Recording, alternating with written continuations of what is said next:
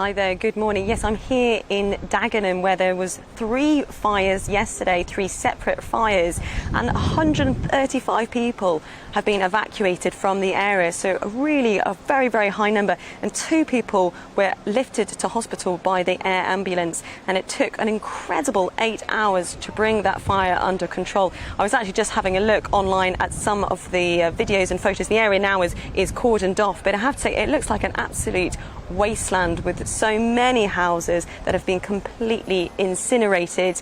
Now I'm here at Dagenham and Redbridge Football Club because people were arriving here overnight and they were offering shelter, support, somewhere to stay, first aid, and I was speaking to the leader of the council who's been out speaking to people and helping them, and this is what he had to say.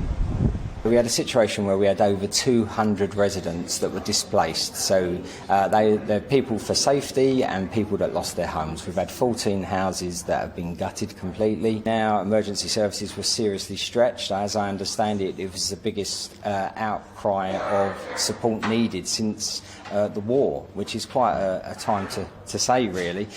So here in Barking and Dagenham we had 3 fires, but we also had 3 mains busts as well, water mains. So we had floods as well. So we were dealing with fires with one hand, with the fire brigade leading that, but then our instant emergency support was dealing with floods as well because the mains are busted. So it shows our infrastructure isn't ready for the hot weather that's coming. No one's been injured, and the community's rallied round. I can tell you the amount of community support that's already coming from residents of Barking and Dagenham. We are one of the poorest boroughs in London, but you know what? The generosity of support is incredible, and that's what we should rally on. The situation is devastating for those that have lost everything, and that's why we're here as a council.